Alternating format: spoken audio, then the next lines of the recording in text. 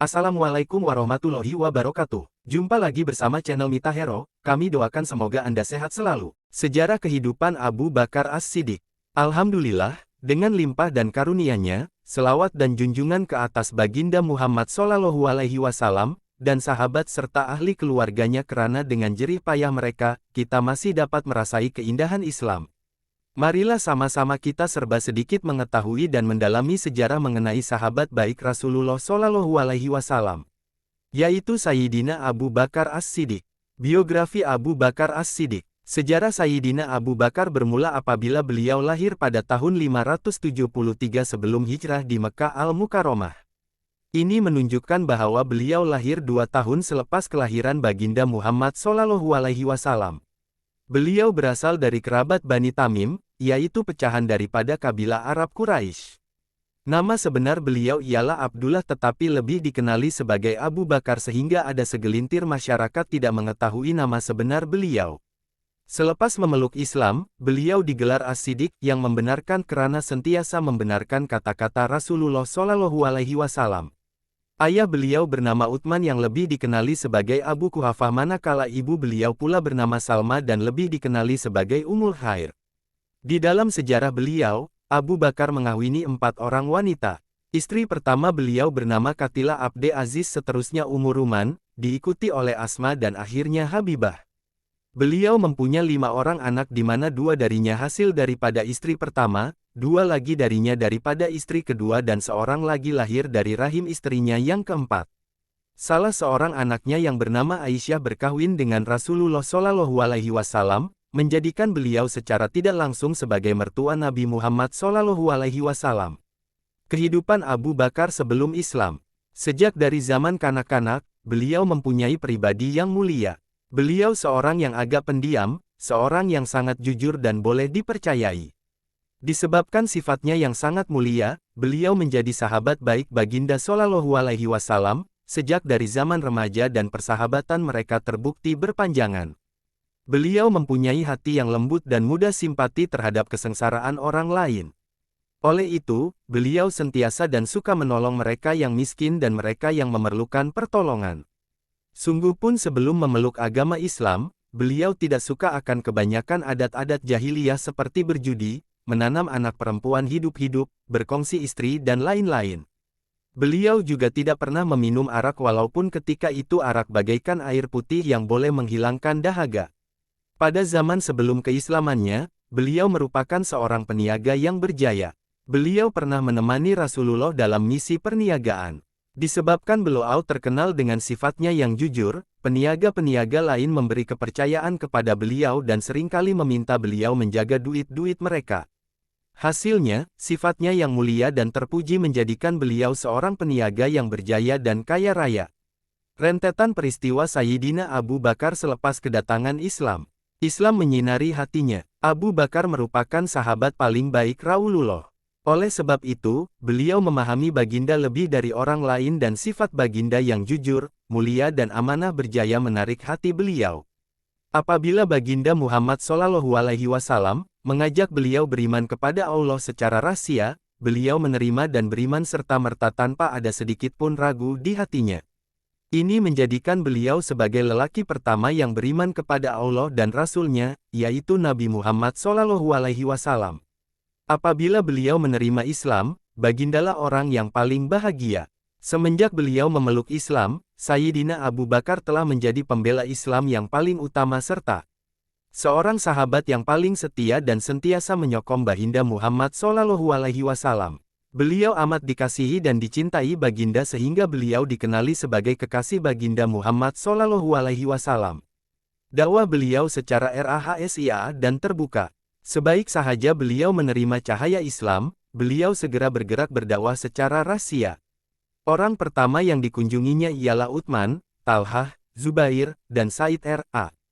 Keesokannya, beliau berdakwah kepada Utsman bin Maz'un, Abu Ubaidah, Abdurrahman bin Auf dan sebahagian lain kaum Quraisy. Mereka kesemuanya menerima Islam dengan rela hati setelah diajak oleh beliau. Antara sebab utama dakwah beliau berjaya adalah kerana pribadi beliau yang terkenal dengan sifat jujur, amanah, mulia, berakhlak mulia dan adil. Sungguh pun begitu, beliau tidak terkecuali daripada mendapat gangguan dari orang kafir Quraisy. Di Ka'bah, beliau menyampaikan khutbahnya yang pertama mengumumkan tentang kedatangan Islam. Sayyidina Hamzah menerima Islam pada hari tersebut. Kemuliaan beliau tidak mengecualikan beliau dari dipukul dan dicaci. Beliau dipukul sehingga hidung dan telinganya mendapat kecederaan yang teruk dan seluruh muka beliau dipenuhi darah. Beliau disepak, dibaling dengan kasut, dan dipijak dengan kasarnya sehingga beliau pengsan dan hampir mati. Ini membuktikan kekuatan iman beliau dan kecintaannya terhadap Rasulullah. Sayyidina Abu Bakar digelar As-Siddiq. Abu Bakar digelar As-Siddiq karena kepercayaan dan sokongan beliau yang tidak berbelah bagi kepada Rasulullah Shallallahu Alaihi Wasallam. Beliau tidak pernah sekalipun meragui kata-kata maupun perbuatan Baginda Shallallahu Alaihi Wasallam. Beliau membenarkan Baginda ketika orang kafir Quraisy menuduh Baginda gila selepas peristiwa Isra, Mi'raj, dan dia juga tidak pernah tergugat dengan semua keputusan Rasulullah. Semasa perjanjian Hudaibiyah, saat mereka yang lain merasakan seolah-olah tertindas dan berat sebelah dengan isi kandungan perjanjian, beliau yakin dan mempercayai keputusan Baginda Muhammad Shallallahu Alaihi Wasallam. As-Siddiq bermaksud membenarkan dan tidak meragui apa-apa pun kata-kata yang keluar dari mulut Rasulullah. Beliau mendapat gelaran ini daripada Rasulullah selepas peristiwa Isra, Mi'raj yaitu perjalanan Nabi Muhammad Shallallahu Alaihi Wasallam pada waktu malam dari Mekah ke Yerusalem. Apabila mendapat berita mengenai Isra, Mi'raj, beliau berkata, apakah Muhammad yang berkata begitu? Jika dia berkata begitu, maka aku mempercayainya. Petik 2. Begitulah teguhnya kepercayaannya terhadap Rasulullah. Sahabat di dalam gua, apabila Baginda Muhammad Shallallahu Alaihi Wasallam membuat keputusan untuk berhijrah ke Madinah, Abu Bakar merupakan satu-satunya sahabat yang menemani Baginda. Beliau membawa semua duitnya dan mula berhijrah pada waktu malam bersama Baginda. Mereka bersembunyi di Gua Hira selama 3 hari. Firman Allah di dalam kitabnya, jika kamu tidak menolongnya, Muhammad, sesungguhnya Allah telah menolongnya, yaitu ketika orang-orang kafir mengusinya dari Mekah, sedang dia salah seorang dari 2 orang ketika keduanya berada di dalam gua. Ketika itu dia berkata kepada sahabatnya, jangan engkau bersedih, sesungguhnya Allah bersama kita. Maka Allah menurunkan ketenangan kepadanya Muhammad dan membantu dengan bala tentera, malaikat, yang tidak terlihat olehmu, dan dia menjadikan seruan orang-orang kafir itu rendah. Dan firman Allah itulah yang tinggi. Allah Maha Perkasa, Maha Bijaksana. At-Taubah 40. Oleh itu, antara sahabat-sahabat Baginda yang lain, Abu Bakar mendapat kemuliaan untuk menemani Baginda di saat nyawa Baginda diancam oleh kaum Quraisy. Di sini, peperangan yang terbukti amanah dalam setiap bersama Rasulullah Shallallahu Alaihi Wasallam. Beliau menyertai hampir ke semua perang bersama Rasulullah. Dalam peperangan pertama dalam Islam yaitu Perang Badar, beliau berjuang bersama Baginda seperti bayang-bayang. Anak lelakinya yang belum memeluk Islam pada masa itu turut berperang berpihak kepada tentara musuh, yaitu kafir Quraisy. Suatu hari, selepas anak lelakinya memeluk Islam, dia berkata kepada ayahnya, wahai ayahku, aku menemui kamu 2 kali ketika peperangan Badar tetapi aku tidak mampu mengangkat tanganku memerangimu karena cintaku kepadamu. Abu Bakar kemudiannya menjawab, jika aku berpeluang, nescaya aku akan membunuhmu. Di dalam perang itu juga, Abu Bakar jugalah yang mencadangkan kepada Rasulullah untuk membebaskan tahanan perang selepas mengambil uang tebusan. Di dalam perang Uhud pula, apabila segelintir tentara Islam melarikan diri dari medan perang, Abu Bakar tetap teguh dan apabila Baginda Muhammad Shallallahu Alaihi Wasallam cedera dan dibawa ke bukit, beliaulah yang setia bersama Baginda. Semasa perjanjian Hudaibiyah, Abu Bakar merupakan orang pertama yang menyetujui cadangan pelan damai Rasulullah tanpa ragu dan banyak soal, sedangkan ketika itu ramai Muslim yang tidak setuju dengan cadangan Baginda. Bahkan Umar Al-Khattab ragu-ragu untuk menerima perjanjian bersama kaum kafir Quraisy. Di dalam perjalanan ke Tabuk, Abu Bakar membawa semua harta yang dimilikinya untuk diinfakkan ke jalan Allah. Apabila Rasulullah bertanya kepada beliau, apakah harta yang kamu tinggalkan untuk keluargamu?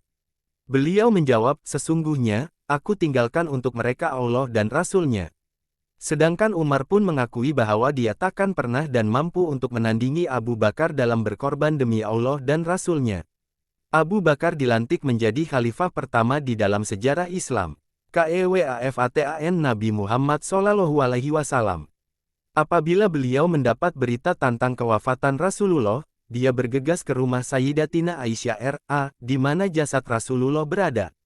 Setelah mendapat izin, beliau masuk dan mencium muka Rasulullah dan mengalirkan air mata kesedihan.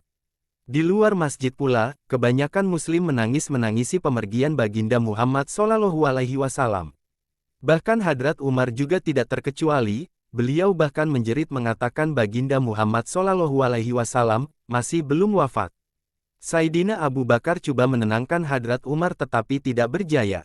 Akhirnya dia berdiri di satu sudut bertentangan dengan tempat berdirinya Hadrat Umar lalu berkata, "Wahai manusia, jika kamu beriman kepada Rasulullah, maka kamu seharusnya tahu bahwa baginda telah wafat.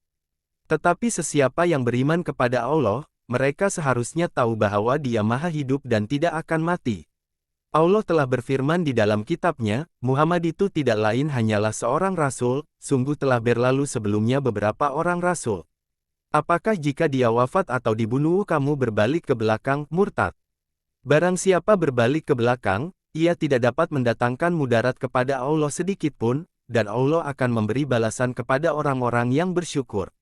Ali Imran, 144.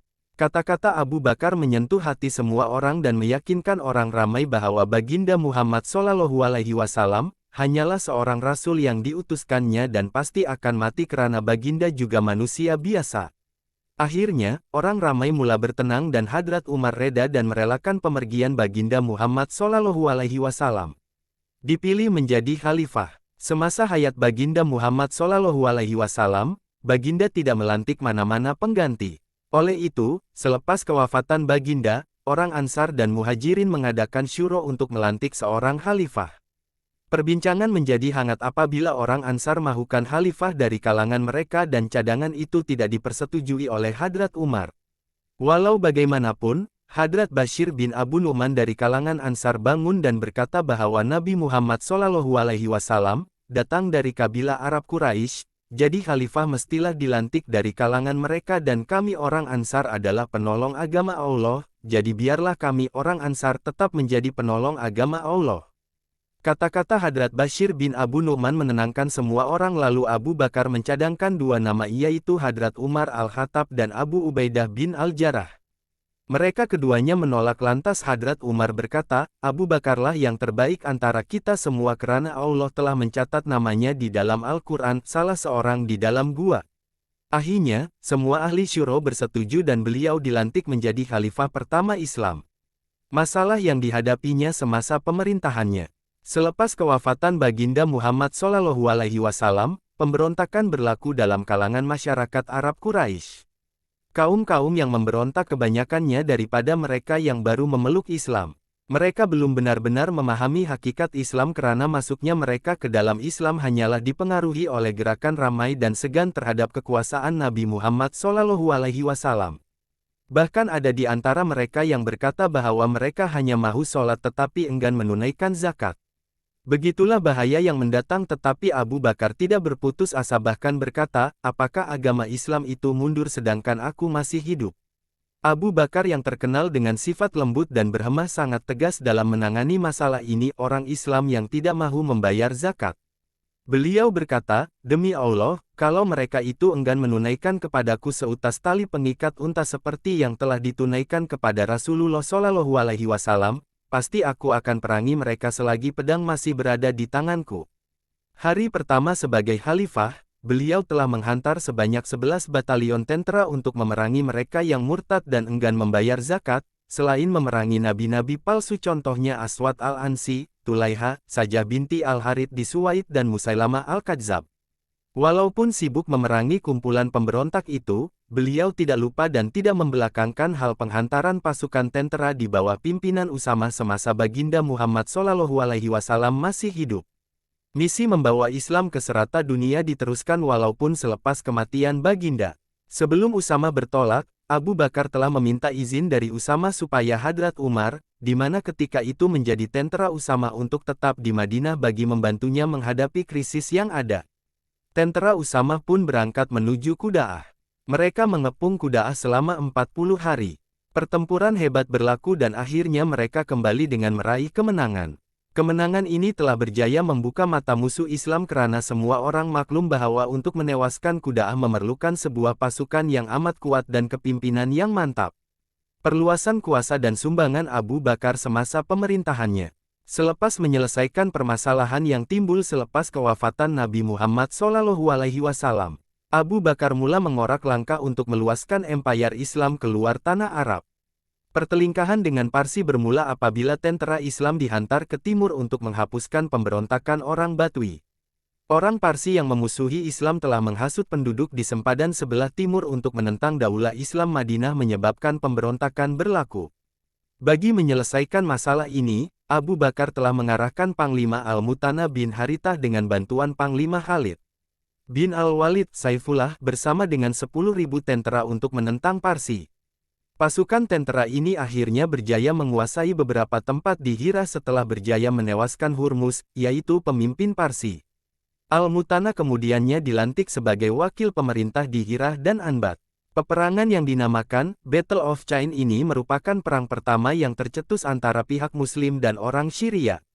Setelah itu, penaklukan Syam pula berlaku dan tercetusnya Perang Yarmuk. Peperangan ini merupakan peperangan yang paling masyhur ketika penaklukan Syam. Ia diambil dari nama satu sungai besar di Jordan, bermula daripada penaklukan Yarmuk, para jurid Islam terus membuka negeri Al-Quds, Damsyik, Hams, Huma'at, Halab dan lain-lain. Di medan Yarmuk, kaum muslimin menghadapi 240,000 tentara Romawi yang ternyata jauh lebih besar. Abu Ubaidah lantas meminta Abu Bakar menghantar bantuan. Panglima Khalid Al-Walid yang berada di Irak diarahkan oleh Abu Bakar berangkat menuju ke Syam dengan membawa separuh pasukannya. Kepada Khalid Al-Walid juga, Abu Bakar memerintahkan agar memimpin pasukan di Syam setibanya di negeri tersebut. Pada peperangan ini, Panglima Khalid Al-Walid membawa seramai 30,000 hingga 40,000 tentara Islam. Jumlah ini merupakan jumlah pasukan Muslim yang terbesar dan belum pernah terjadi sebelumnya dalam sejarah Arab. Walaupun begitu, jumlah ini masih kecil berbanding dengan jumlah musuh. Hal ini sedikit pun tidak membuatkan Khalid dan pasukannya gentar. Mereka terus berjuang dan akhirnya, dengan pertolongan Allah, perang yang dahsyat ini dimenangi oleh pasukan Muslim. Kemenangan mereka adalah disebabkan mereka sholat di tengah malam, berpuasa di siang hari, menepati janji, mengajak kepada perbuatan ma'ruf, mencegah dari perbuatan mungkar dan saling jujur antara mereka. Abu Bakar As-Siddiq dalam suratnya menjelang Perang Yarmuk menulis, Allah pasti akan menolong orang-orang yang menolong agamanya. Sebaliknya, dia pasti akan menghinakan orang-orang yang kafir terhadapnya. Sesungguhnya kalian tidak akan dikalahkan karena jumlah kalian yang sedikit, tetapi kalian akan dikalahkan disebabkan dosa-dosa kalian. Petik 2. Abu Bakar sangat mengambil peduli tentang etika dan akhlak semasa dalam peperangan. Apabila beliau menghantar tenteranya ke Syria, beliau memberi arahan dan nasihat seperti berikut. Semasa ekspedisi, kamu akan menemui segelintir masyarakat yang mengabdikan diri mereka semata-mata untuk beribadah kepada pencipta mereka. Jangan ganggu mereka dan biarkan mereka dengan kepercayaannya. Aku memberikan kepada kamu nasihat berikut. 1. Jangan membunuh mana-mana wanita, kanak-kanak maupun orang tua. 2. Jangan memotong mana-mana pokok yang berbunga. 3. Jangan memusnahkan mana-mana tempat yang didiami. 4. Jangan membunuh unta atau kambing kecuali apabila kamu memerlukan mereka untuk dijadikan makanan kamu. 5. Jangan menipu dalam pembahagian rampasan perang. 6. Jangan menjadi pengecut di medan perang. Khan, 1998. Penghimpunan Al-Quran. Idea penghimpunan Al-Quran tercetus apabila syahidnya beberapa orang hufaz Al-Quran semasa Perang Yamamah. Seramai 1.200 orang syahid termasuk 73 orang sahabat besar dan juga para hufaz. Umarlah orangnya yang pertama kali mengusulkan cadangan penghimpunan Al-Quran ini. Abu Bakar lalu memerintahkan kepada Zaid bin Thabit untuk menghimpunkan Al-Quran daripada pelepah kurma, kulit binatang dan daripada hafalan kaum muslim yang lain. Abu Bakar, penyelamat umat Islam. Abu Bakar telah memegang jawatan sebagai khalifah pertama Islam ketika Islam berada di tahap yang kritikal dalam sejarah Islam. Beliau memberi Islam nafas baru selepas kewafatan Baginda Muhammad SAW. Semasa beliau menjadi khalifah, Islam diancam. Dengan golongan pemberontak, kebangkitan nabi palsu dan gerakan orang murtad. Beliau berjaya menumpaskan mereka karena kepercayaannya yang tak pernah goyah. Beliau juga berjaya membawa semua umat Islam bersatu di bawah pemerintahannya. Hari akhir Sayyidina Abu Bakar As-Siddiq. Pada tarikh 7 Jamadil akhir 13 tahun selepas hijrah, Abu Bakar jatuh sakit. Beliau mengalami demam panas yang teruk. Apabila sakitnya bertambah teruk, beliau telah memanggil ahli syuro untuk berbincang mengenai penggantinya. Abu Bakar telah mencadangkan Sayyidina Umar Al-Khattab untuk menggantikannya selepas kematiannya. Mereka akhirnya sepakat untuk melantik Sayyidina Umar sebagai khalifah kedua selepas Abu Bakar. Beliau telah berpesan dan menasihati Umar lalu berkata, "Wahai Umar, sesungguhnya dia tidak menerima nafilah amalan sunat sebelum yang wajib dilaksanakan. Orang-orang yang timbangannya di akhirat menjadi berat karena mereka mengikuti kebenaran di dunia. Orang-orang yang timbangannya di akhirat menjadi ringan karena mereka mengikut kebatilan, sehingga timbangan mereka pun ringan di dunia. Jadikan Al-Quran dan kepercayaanmu sebagai petunjuk jalan mencapai kejayaan. Umar, jika kamu mengikuti jalan yang aku lalui, maka aku akan sentiasa di sisimu." Akhirnya, pada tanggal 22 Jamadil akhir 13 tahun selepas hijrah, Abu Bakar menghembuskan nafasnya yang terakhir. Abu Bakar meninggal ketika umurnya 63 tahun yaitu pada hari Khamis. Beliau berkhidmat menjadi khalifah selama 2 tahun, 3 bulan dan 3 hari. Beliau kemudiannya dikebumikan di kamar Aisyah di samping makam sahabatnya yang mulia yaitu Baginda Muhammad SAW. Secara kesimpulannya, Abu Bakar telah menjadi sahabat karib Rasulullah semenjak mereka masih kanak-kanak. Ukhuwah mereka berlanjutan sehingga ke akhir hayat Baginda. Beliau tidak pernah lokek dalam memberi sumbangan dan sentiasa menginfakkan hartanya di jalan Allah sehingga tiada seorang sahabat pun yang mampu menandinginya dalam berbuat kebaikan. Semasa pemerintahannya, beliau berjaya mengembalikan keamanan dalam kalangan umat Islam setelah berjaya menumpaskan golongan murtad, nabi palsu dan mereka yang enggan membayar zakat. Beliau juga berjaya meneruskan penghantaran Usamah bagi memperkenalkan Islam ke serata dunia. Pada ketika ramainya hufaz gugur syahid, beliau bertindak segera dengan mengumpulkan Al-Quran supaya ia tidak hilang di muka bumi. Abu Bakar mempunyai sifat yang terpuji sejak beliau masih kecil. Beliau tidak pernah minum arak, sentiasa jujur, amanah dan berkata yang benar. Sifat-sifat yang ditonjolkan oleh beliau sepatutnya terhias di setiap individu muslim. Sifat kepimpinan, kebijaksanaan, kesabaran dan prihatinnya beliau dalam memimpin masyarakat Islam pada zaman itu juga sewajarnya dicontohi oleh pemimpin masa kini. Seperti harimau mati meninggalkan belang, Sayyidina Abu Bakar pergi meninggalkan nama. Sumbangannya terhadap kerajaan Khulafa Ar-Rasyidin sangat banyak walaupun hanya memegang jawatan sebagai khalifah selama 2 tahun sahaja. Beliau berjaya membuktikan, keimanan dan kepercayaan yang kukuh terhadap Allah membawa kemenangan yang gemilang. Sejarah hidup Sayyidina Umar bin Al-Khattab. Inilah kisah dan sejarah hidup tentang Umar Al-Khattab dalam memimpin umat Islam serta meluaskan pengaruh Islam di atas muka bumi Allah Ta'ala ini.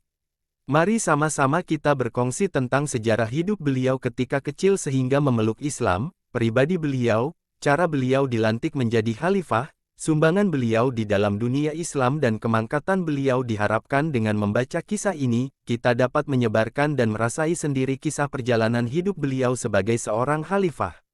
Natijahnya, kita sebagai umat Islam perlu diajar dan mengikut sikap-sikap tokoh terdahulu karena mereka amatlah baik sikapnya dan amat dikagumi oleh setiap umat Islam. 1. Umar bin Al-Khattab sebelum Islam.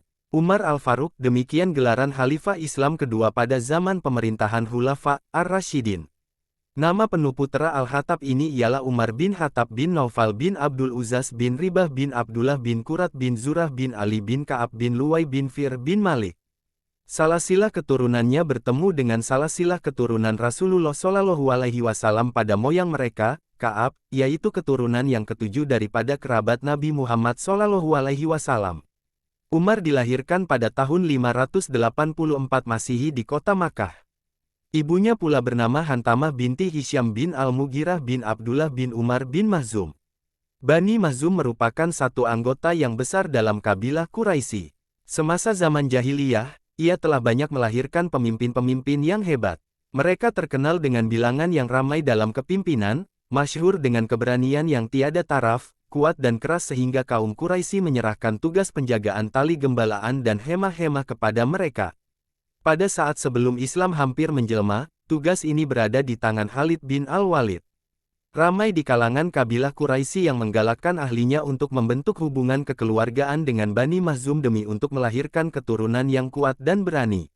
Oleh itu, Al-Khattab bin Nufail telah mengawini Hantamah binti Hisham yang akhirnya telah melahirkan Umar bin Al-Khattab. Beliau mewarisi kekuatan dan keberanian dari Bani Makhzum, keras hati dan kasar dari bapaknya Al-Khattab dan kasih sayang dari Bani Adi. Ini adalah sifat yang jelas terserlah di dalam dirinya sewaktu dalam keadaan jahiliyah. Umar Al-Khattab dilahirkan 42 tahun sebelum hijrah. Oleh itu, beliau adalah lebih muda daripada Rasulullah Shallallahu Alaihi Wasallam sebanyak 12 tahun. Umurnya sewaktu kelahiran Islam adalah 29 tahun. Sewaktu kecilnya, Umar mengembala kambing. Apabila usianya berginjak remaja, beliau berjinak-jinak dengan dunia perniagaan dan sering berdagang ke Syam. Selain kedudukan keluarganya yang disegani, Umar juga dikenali sebagai pemuda Quraisy yang gagah berani. Malah, di pasar Ukas, beliau merupakan juara gusti yang paling perkasa sebelum memeluk agama Islam. Umar amat memusuhi Rasulullah Shallallahu Alaihi Wasallam. Sikapnya sama seperti Abu Jahal. Umar menganiaya pengikut-pengikut Rasulullah tanpa belas kasihan, malah, beliau pernah menyiksa hambanya yang bernama Labinah karena memeluk agama Islam. Ketika Muhammad Al-Amin diutus menjadi rasul, usia Umar sudah menjangkau 27 tahun. Pada peringkat awal dakwah Islam, Umar merupakan penghalang besar kepada perjuangan Rasulullah Shallallahu Alaihi Wasallam. Kebenciannya kepada agama Islam amatlah ketara. Beliau tidak segan silu menyiksa orang Islam dan beliau juga berpegang teguh dengan fahaman jahiliyahnya. Namun begitu, Umar tidak mampu untuk mengugat pendirian mereka terhadap agama Islam. 2. Umar Al-Khattab memeluk Islam. Harapan Rasulullah Shallallahu Alaihi Wasallam agar Umar memeluk Islam diluahkan melalui doanya, "Ya Allah, perkuatkanlah Islam dengan salah seorang daripada mereka, yaitu Amr bin Hisham Abu Jahal atau Umar bin Al-Khattab." Allah Ta'ala memperkenan doa Rasulullah Shallallahu Alaihi Wasallam itu apabila Umar Al-Khattab memeluk Islam sekitar tahun kelima sesudah nubuwah atau 616 miladiyah. Pada awalnya, Umar Al-Khattab merupakan tokoh Quraisy yang keras penentangannya terhadap Islam, dan sewaktu mendengar adiknya memeluk agama Islam, beliau naik berang karena ia merupakan sesuatu yang amat memalukan dan bertentangan dengan pendiriannya. Dengan keadaan yang tergesa-gesa, beliau segera ke rumah Fatimah binti Al-Khattab, yaitu adiknya. Umar memperlihatkan sikap keras lalu bertanya dengan suara tinggi, "Apakah bacaan yang aku dengar tadi, yang berhenti bila aku tiba?" "Tidak ada apa-apa yang dibaca, kamu silap," jawab Fatimah dan suaminya serentak. "Tidak silap," tegas Umar. "Tidak silap juga bila aku katakan bahwa aku tahu kamu berdua sudah pun menjadi penganut agama Muhammad." Tanpa menantikan jawaban, Umar Al-Khattab menyerang iparnya dan menamparkan pipi adiknya, Fatimah. Selepas melihat darah mengalir menyebabkan Umar menanggung malu atas tindakannya itu, Umar berkata kepada adiknya, "Aku ingin lihat apa yang dibawa oleh Muhammad." Fatimah menjawab, "Wahai abangku, engkau dalam keadaan kotor karena kesyirikanmu, ia tidak boleh dipegang kecuali oleh orang yang bersih." Petik 2. Setelah Umar membersihkan dirinya, Fatimah pun menyerahkan helaian ayat suci yang bertulis Taha kepadanya. Setelah membaca ayat-ayat suci tersebut, Umar menyuruh hamba adiknya, Khabab, membawanya ke tempat Muhammad karena beliau ingin memeluk Islam. Apabila beliau bertemu Rasulullah Shallallahu Alaihi Wasallam, Umar berkata, "Wahai Muhammad, aku datang untuk beriman kepada Allah, menjadi pengikutmu dan mempercayai apa sahaja yang kamu bawa darinya." Petik 2. 3. Pribadi Umar bin Al-Khattab. Umar bin Al-Khattab ialah seorang pahlawan yang gagah berani, seorang ahli ibadat, seorang yang disegani. Beliau terkenal karena sifatnya yang adil, penyayang, cerdas, teguh pendirian, beriman dan selalu bersedia untuk membela Islam. Sifatnya yang mulia itu sentiasa menjadi sebutan kawan dan lawan. Sejak zaman jahiliyah lagi, beliau telah mewarisi jawatan kadi daripada kabilah ayahnya. Jika dibandingkan dengan ahli keluarganya yang lain, Umarlah yang paling cerdas dalam keluarga Bani Adi. Beliau memegang jawatan sebagai wakil kaumnya untuk berunding dengan kabilah-kabilah Arab yang lain dan sering menghakimi sesuatu perbicaraan. Oleh sebab itu, beliau berjaya menyelesaikan banyak persengketaan. Sifat adil Umar tidak mengenal pangkat, kedudukan dan hubungan kekeluargaan, walaupun anaknya sendiri yang melakukan kesalahan.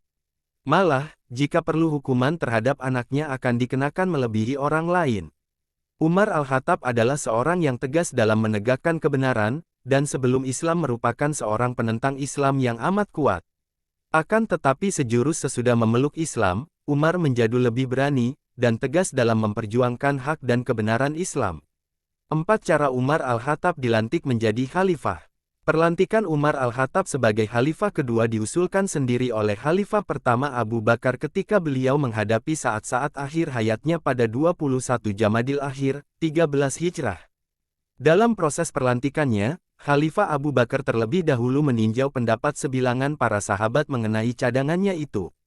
Sesudah menimbang sedalam-dalamnya, dan berpuas hati di atas pendapat dan pandangan para sahabat, maka, Khalifah Abu Bakar mengarah Utsman bin Affan supaya menulis dan mengeluarkan watikah, yang isi kandungannya melantik Umar Al-Khattab sebagai khalifah untuk menggantikan tempatnya. 4. Satu pribadi Umar selepas menjadi khalifah. Khalifah Umar mempunyai kelebihan tersendiri dalam melaksanakan pemerintahannya apabila beliau menjalankan hukum dan perundangan berasaskan hak dan keadilan tanpa memikirkan kedudukan dan pertalian keluarga. Kesederhanaan dan penumpuan terhadap tugas dan tanggung jawab selaku pemimpin ummah adalah merupakan ciri perwatakan yang jelas terlihat dalam kehidupan Khalifah Umar. Di dalam pertumbuhan pemerintahannya yang luas sehingga menjangkau wilayah-wilayah Empire Byzantine dan Parsi, Khalifah Umar tetap meneruskan kehidupannya yang sederhana dan tidak sekali-kali terjebak dengan cara kehidupan yang mewah dan boros. Pada suatu ketika, 2 utusan daripada Azerbaijan datang ke Madinah dan menyerahkan makanan khas Azerbaijan kepada Umar Al-Khattab. Selepas Umar menikmati makanan tersebut, Umar bertanya kepada utusan itu, apakah seluruh rakyat Azerbaijan dapat menikmati makanan ini? Tidak, tidak semua boleh menikmatinya, jawab utusan itu. Khalifah Umar berasa marah dan memerintahkan kedua-dua utusan itu supaya membawa pulang makanan tersebut ke negerinya. Kepada Gabenor, Khalifah Umar menulis surat, makanan semanis dan selazat ini bukan dibuat daripada uang ayah dan ibumu. Kenyangkan perut rakyatmu, dengan makanan ini sebelum engkau mengenyangkan perutmu. Kisah ini memberi pengajaran bagi umat Islam, khususnya para pemimpin. Umar Al-Khattab telah memberikan pengajaran yang sangat berarti. Pemimpin harus memikirkan rakyat sebelum dirinya sendiri. Umar juga pernah berkata, aku orang yang pertama yang merasa jika rakyatku kelaparan, dan orang yang terakhir yang merasa kenyang jika mereka kenyang. 5 sumbangan Umar Al-Khattab terhadap dunia Islam. Dalam pemerintahan Khalifah Abu Bakar, sebahagian kawasan di sebelah utara semenanjung Arab, yang terletak di bawah naungan atau jajahan takluk Byzantine walaupun Parsi, telah dapat ditawan oleh pasukan tentara Islam. Selain mempertahan kedaulatan kawasan yang dimiliki, maka pengiriman pasukan tentara memasuki keseluruhan rantau kedua-dua empire diteruskan oleh Umar bagi menentukan bahwa perkembangan dakwah Islamiyah tidak tersekat, di samping menentukan bahwa kedudukan orang-orang Islam di sempadan utara itu tidak terancam oleh empire besar, kekuatan dan kekuasaan mereka. Natijah dari kepimpinan dan komitmennya dalam mengembangkan dakwah, Khalifah Umar berjaya menawan negeri-negeri Fars, Palestina, Syria, Mesir, Kazakhstan, Irak, Armenia, Azerbaijan, Kirman, Khurasan, Makran dan sebahagian Baluchistan.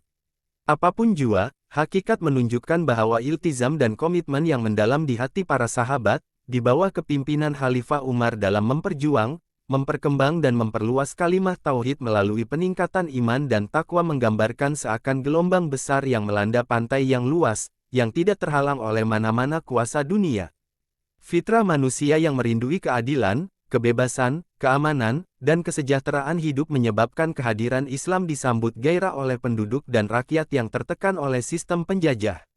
Zaman pemerintahan Umar adalah zaman yang penuh dengan tindakan-tindakan yang membantu mengembangkan Islam, mengangkat bendera kebenaran di atas bumi Allah serta menanam dasar-dasar hukum dan peraturan-peraturannya bagi melaksanakan sebuah pemerintahan yang kuat. Antara tindakan beliau yang paling utama adalah 1. Mengarahkan kumpulan pertama menuju Parsi 2. Kumpulan kedua menewaskan Rom di negeri Syam III. Kumpulan ketiga menuju ke Mesir yang dijajah oleh Rom ketika itu. Wilayah Umar Al-Khattab membuat peraturan wilayah bandar-bandar Islam pada masa Khulafa Ar-Rasyidin dengan sempurna. Abu Bakar membuat asas peraturan itu dengan mengutus tentara bagi perluasan wilayah Islam, termasuk mengirim ketua angkatan tentara. Ketua tentara semasa pemerintahan Abu Bakar adalah orang yang mengurus daerah-daerah yang ditaklukinya manakala Umar membuat peraturan wilayah dengan tetap. Pada masa itu gelaran bagi wali ataupun amil adalah amir. Orang pertama yang dinamakan amir adalah Mughirah bin Syubah. Kemudian gelaran ini berterusan kepada ketua-ketua tentara ataupun ketua wilayah yang lain. Pada mulanya, amir adalah kaki tangan pemimpin dalam daerah kekuasaannya dan beliau mempunyai 3 bidang kuasa, yaitu membentuk undang-undang, melaksanakannya dan menjatuhkan hukuman. Namun, Umar Al-Khattab memisahkan 3 bidang kuasa ini. Amir diberi kuasa melaksanakan undang-undang dan menjadi imam masjid. Manakala bagi bidang kuasa melaksanakan hukuman, beliau melantik kadi hakim di setiap tempat bagi menguruskan dan menyimpan harta Baitul Mal. Beliau memilih individu tertentu bagi mengurus cukai dan sedekah. Namun, kuasa para wali, kadi dan pegawai-pegawai semuanya tertakluk di bawah kuasa khalifah. Beliau berkuasa melantik mereka dan memecat mereka. Peraturan ini berterusan sehingga akhir pemerintahan Khulafa Ar-Rasyidin. Baitul Mal. Pemimpin pertama yang memperkenalkan sistem adalah Umar bin Al-Khattab. Simpanan di Baitul Mal diambil daripada zakat orang Islam, cukai daripada orang bukan Islam, 1/5 daripada ganimah yaitu harta rampasan perang dan harta-harta orang Islam yang tidak mempunyai waris apabila meninggal dunia. Pembinaan masjid. Khalifah Umar mengeluarkan arahan agar setiap daerah dan kawasan yang dihuni oleh kaum muslimin hendaklah didirikan masjid.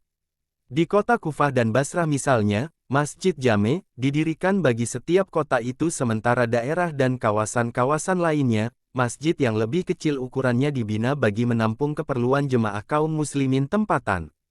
Menurut perkiraan, sebanyak 4.000 buah masjid telah didirikan dan dibina.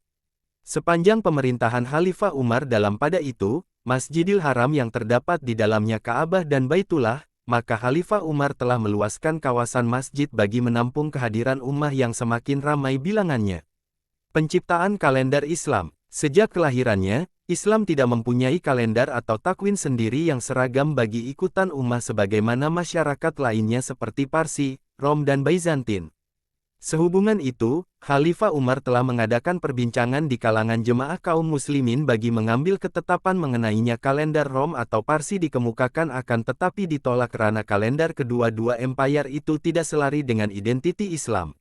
Segolongan mencadangkan agar kalender Islam dimulai dari hari kelahiran Rasulullah SAW, sementara satu pihak lagi mengusulkan supaya permulaan kalender dikira dari hari wafatnya Rasulullah SAW.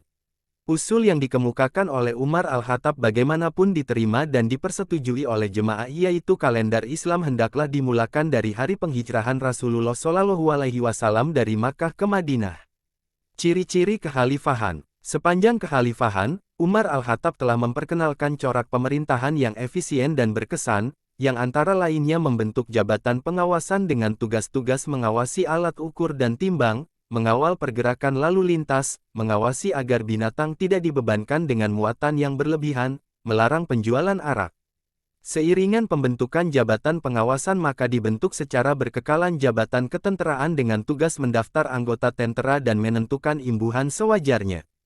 Pendaftaran anggota tentara dimulakan dari golongan Muhajirin dan Ansar, diikuti dengan pendaftaran dari penduduk Tanah Hijaz, kabilah-kabilah dari Bahrain, Kufah, Basrah, Mosul, Fustat, dan lain-lainnya. Dalam menyusun pentadbiran wilayah, Khalifah Umar melantik pegawai-pegawai eksekutif yang harus memikul tanggung jawab sesuai dengan jawatan yang disandang seperti jawatan katib, setiausaha, katib ad-dewan, setiausaha dewan, sahibu haraj, pegawai percukaian, sahibu andat, ketua ketenteraan umum, sahib Baitul Mal, pegawai khazanah negara, dan al-hakim, hakim mahkamah. Bagi menggelakkan pegawai-pegawai itu tidak terjebak dengan penyelewengan dan tuduhan rasuah, maka mereka dikehendaki oleh pemerintah Khalifah Umar supaya nilai dan harta setiap pegawai itu didaftarkan terlebih dahulu sebelum memegang jawatan yang bersangkutan. Menyentuh amalan rasuah, Rasulullah bersabda, dilaknat Allah ke atas penyogok dan penerima sogokan mengikut hukum. Keadilan dan layanan baik, zimmi, atau golongan rakyat bukan Islam yang dinaungi oleh pemerintah Islam, diberikan layanan baik melalui sistem keadilan yang amat unik, yang tidak dinikmati oleh golongan itu sebelumnya. Golongan, zimmi, diberikan kebebasan dalam mengamalkan kepercayaan masing-masing, membunyikan loceng gereja, membawa salib semasa perarakan dan mengadakan pesta keagamaan. Tindakan keras, sekalipun keadaan dan layanan baik begitu terserlah dilaksanakan, namun terdapat golongan tertentu yang tidak dapat melihat keisanan pemerintah Islam, disebabkan mereka mempunyai agenda yang tersendiri. Orang Yahudi, seperti di Khaybar, tidak dapat menyesuaikan diri hidup berbaik-baik dengan orang Islam. Dendam Yahudi dilepaskan kepada anak Khalifah Umar, sehingga lengannya cedera. Insiden tersebut menyebabkan Khalifah Umar mengarahkan mereka keluar dari wilayah Islam. 6 KEMANGKATAN Umar Al-Khattab. Pemerintahan Islam yang hebat dan agung ini berakhir dengan kemangkatan Sayyidina Umar pada 27 Zulhijjah, 23 Hijrah, 643 Masehi. Tempo masa pemerintahannya ialah 10 tahun 6 bulan dan 4 hari. Riwayat mengatakan bahwa beliau mangkat ketika berumur 63 tahun. Allah telah menakdirkan bahwa Khalifah Umar mangkat karena terbunuh. Pembunuhan itu bukan disebabkan oleh ketidakadilannya dalam pemerintah tetapi berpunca daripada sikap perkauman oleh beberapa orang musuhnya. Antara mereka itu ada yang dikalahkan di medan perang. Pembunuhan Khalifah Umar berlaku ketika beliau sedang bersembahyang subuh. Beliau menjadi imam sembahyang subuh di Masjid Nabawi di Madinah. Sewaktu beliau baru sahaja selesai mengangkat takbir, secara tiba-tiba seorang lelaki bernama Fairuz menyerbu ke depan menghayun hanjar yang beracun lalu menikam belikat Khalifah Umar bertubi-tubi saf hadapan menjadi kacau bilau. Khalifah Umar jatuh berlumuran darah. Tempatnya sebagai imam diambil alih oleh Abdul Rahman bin Auf. Setelah menikam Khalifah Umar, Fairuz coba melarikan diri. Semua jemaah sholat di saf hadapan coba menangkap Fairuz, tetapi semuanya ditikam oleh Fairuz. Selepas itu dia menikam dirinya dan mati di situ juga. Umar Al-Khattab ialah khalifah kedua dalam Khulafa Ar-Rasyidin. Beliau juga dikenali sebagai Al-Faruq yaitu pemisah hak dan batil. Beliau seorang yang amat memusuhi Islam ketika zaman jahiliyahnya tetapi berkat doa dari Rasulullah SAW, Umar memeluk Islam selepas membaca ayat-ayat suci yang diberikan oleh adiknya kepada beliau. Selepas memeluk Islam, tiada sesiapapun yang berani mengganggu Nabi, karena mereka mengetahui bahwa Umar seorang yang bengis dan kuat. Tiada siapapun yang dapat mengalahkan beliau. Saya dapat simpulkan bahwa Umar seorang yang amat memusuhi Islam tetapi berubah menjadi orang yang amat tegas dan sayangkan Islam. Beliau sanggup berkorban bagi mempertahankan agama Islam.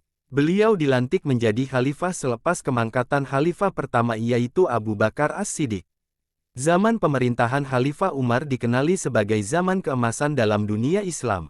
Khalifah Umar berjaya meluaskan wilayahnya, menubuhkan jawatan-jawatan yang menjadikan pentadbiran beliau menjadi lebih efisien. Walau bagaimanapun, Umar tidak bangga diri, tidak menggunakan harta dengan sesuka hati. Malah, beliau hidup dalam keadaan sederhana. Beliau langsung tidak menggunakan harta rakyat untuk kepentingan dirinya.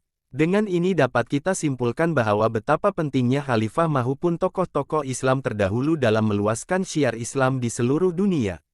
Kepribadian mereka juga amatlah terpuji. Sifat tawaduk, merendah diri adalah sikap yang sering diberikan kepada tokoh-tokoh Islam terdahulu. Masyarakat kita sekarang perlu dilatih supaya mempunyai kepribadian seperti mereka. Cara sebegini juga dapat membuatkan masyarakat bukan Islam hormat kepada kita sekaligus dapat menarik mereka untuk mendekati Islam. Perjalanan hidup Utsman bin Affan radhiyallahu anhu. Kisah ini adalah untuk sama-sama berkongsi dengan umat Islam mengenai khalifah ketiga yang telah memegang jawatan sebagai khalifah selama 70 tahun. Khalifah ketiga yang disebutkan ialah Sayyidina Utsman bin Affan. Beliau merupakan antara sahabat Nabi Muhammad SAW yang telah banyak berjasa untuk agama Islam yang suci ini. Di sini, akan dikisahkan segalanya mengenai Utsman bin Affan. Bermula dari tarikh beliau dilahirkan sehinggalah penghijrahan beliau ke agama Islam. Seterusnya, akan dinyatakan tentang sifat-sifat kepujian Sayyidina Utsman, cara perlantikan beliau sebagai khalifah dan komplikasi yang berlaku semasa melantik beliau sebagai khalifah. Terdapat juga tugas-tugas yang telah Utsman bin Affan lakukan sepanjang tempoh beliau menjadi khalifah. Pembunuhan Khalifah Utsman bin Affan yang dilakukan dengan sangat kejam juga akan dikongsikan bersama di dalam kisah ini. Diharapkan umat Islam dapat mengenali Sayyidina Utsman bin Affan dan menghormati segala yang telah beliau korbankan demi memajukan agama Islam.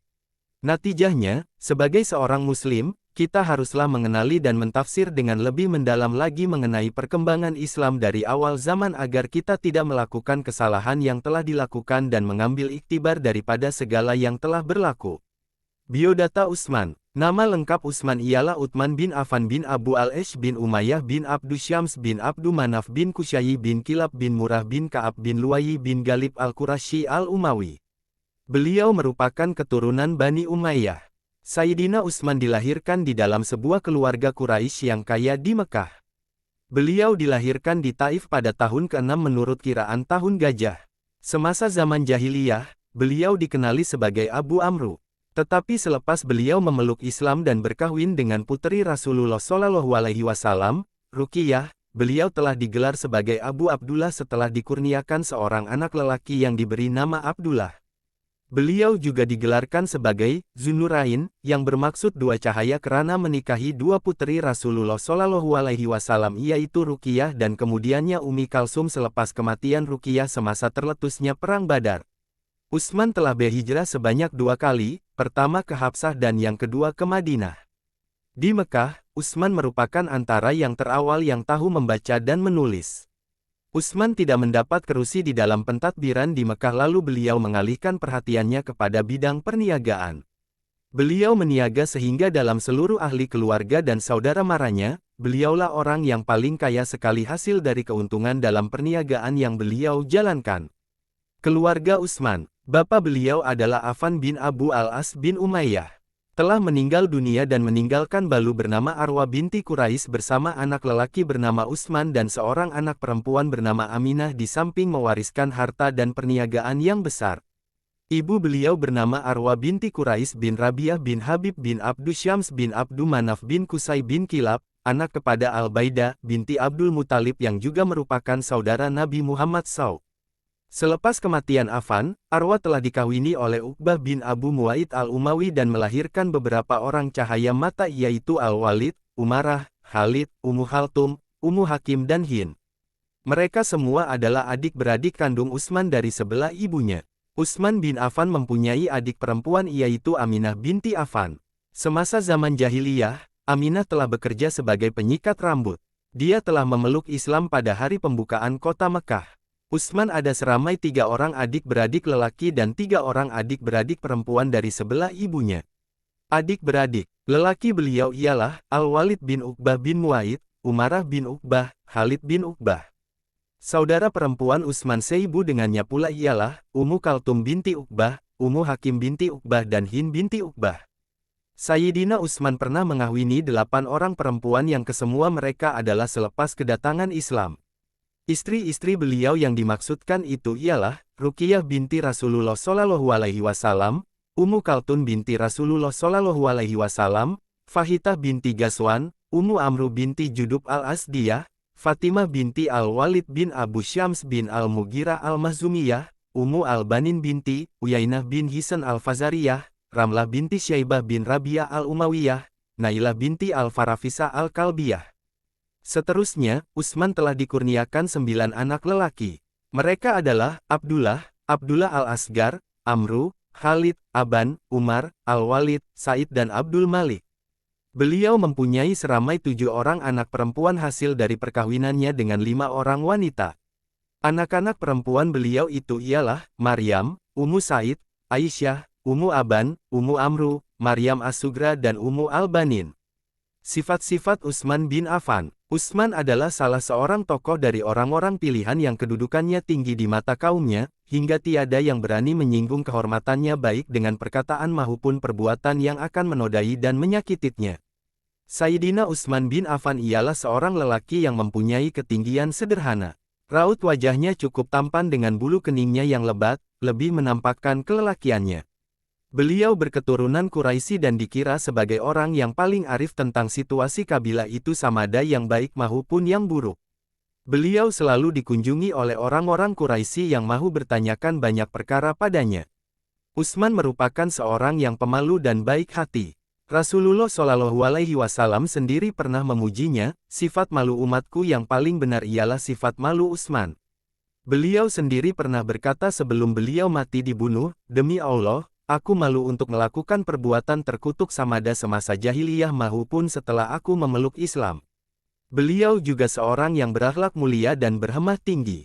Secara tidak langsung kepribadiannya itu turut mempengaruhi keluarga dan sahabat handai sehingga hati mereka bersatu di bawah pimpinannya.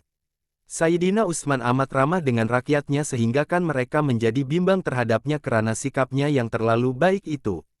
Beliau prihatin terhadap rakyatnya hingga kan beliau begitu bimbang jika ada sesiapa yang ditimpa sesuatu tanpa pengetahuannya dan orang itu tidak sempat meminta pertolongan daripadanya. Beliau juga ialah seorang yang kuat beribadah.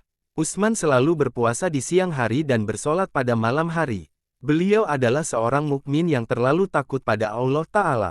Setiap kali beliau melakukan sesuatu maka setiap kali itulah juga beliau coba menggambarkan suasana di hari perhisaban kelak.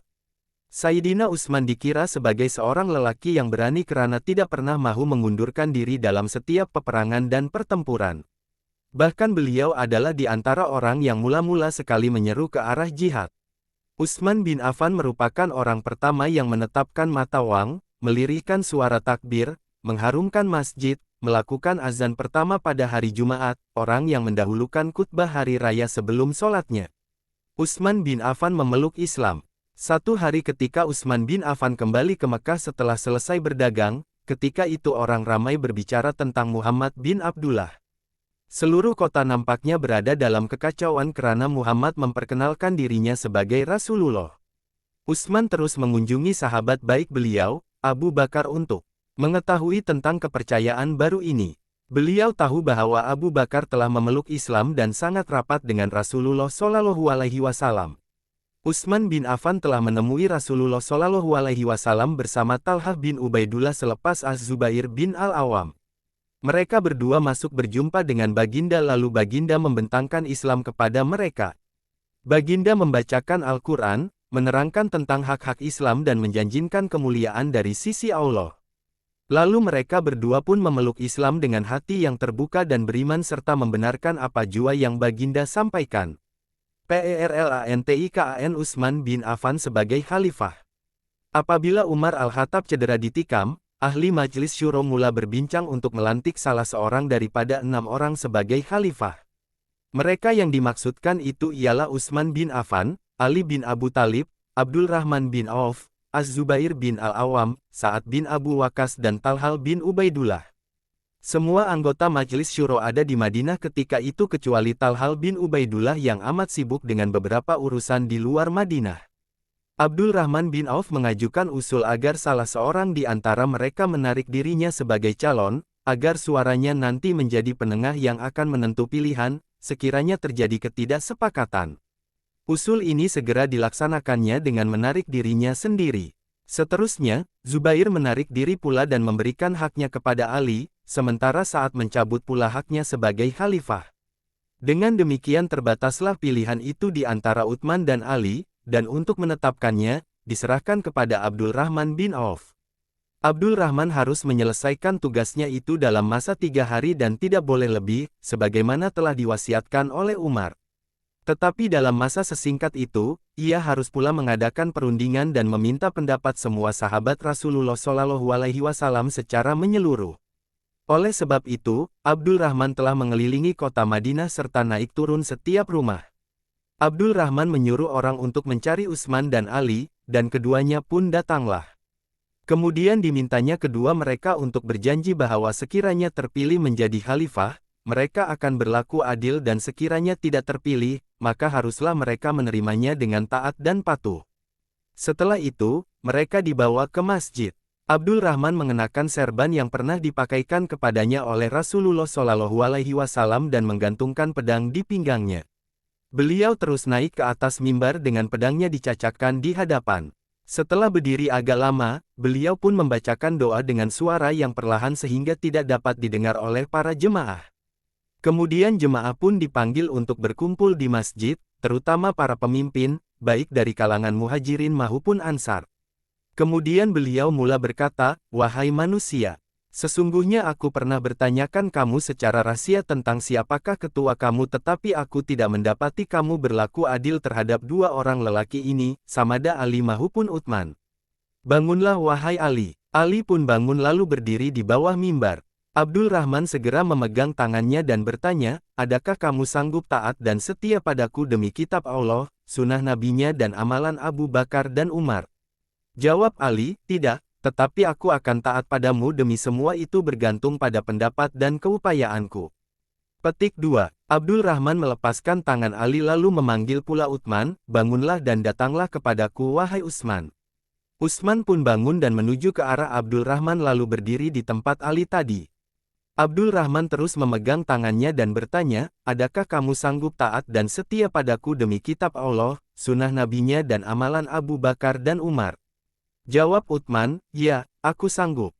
Petik 2. Abdul Rahman mendongakkan kepalanya ke bumbung masjid, tangannya masih memegang tangan Utsman dan beliau berkata, "Ya Allah, dengarlah dan saksikanlah. Sesungguhnya aku menaruh kepercayaan penuh pada Utsman untuk menjadi pemimpin." Orang ramai terus mengelilingi Utsman untuk memberikan pengiktirafan. Keadaan menjadi amat sesak. Abdul Rahman terus membacakan ayat Al-Quran yang bermaksud, "Sesungguhnya orang-orang yang memberi pengakuan taat setia kepadamu, wahai Muhammad, untuk berjuang menentang musuh, mereka hanya saja memberikan pengakuan taat setia kepada Allah. Allah mengawasi keadaan mereka memberikan taat setia itu untuk membalasnya. Oleh itu, sesiapa yang tidak menyempurnakan janji setianya maka bahaya tidak menyempurnakan itu hanya menimpa dirinya, dan sesiapa yang menyempurnakan apa yang telah dijanjikannya kepada Allah, maka Allah akan memberi kepadanya pahala yang besar." Surah Al-Fat, 10. Demikianlah, Utsman memikul tanggung jawab dan beban seorang khalifah semasa beliau berumur 70 tahun. Tugas-tugas Utsman bin Affan. Sewaktu Sayyidina Utsman bin Affan menyandang jabatan sebagai khalifah, beliau telah melaksanakan beberapa tugasan dan perkara besar. Di antaranya seperti 1. PENGUBAHSUAIAN Masjidil Haram. Utsman telah membeli beberapa buah rumah yang terletak di sekitar atau berhampiran dengan masjid itu untuk memperluaskan kawasan masjid. Beliau menambahkan lagi ketinggian dinding dan meletakkan tiang di dalam masjid itu. 2. PENGUBAHSUAIAN Masjid Nabawi. Beliau melakukan pengubahsuaian dan penambahan ke atas struktur binaan Masjid Nabawi serta memperluaskan lagi kawasannya. Tugasan itu beliau mulakan pada awal bukan Rabiul Awal tahun 29H. Beliau telah membina dinding dan tiang daripada batu keras yang dipahat dan diukir manakala bumbung dan atapnya pula daripada kayu dan daun pokok jati.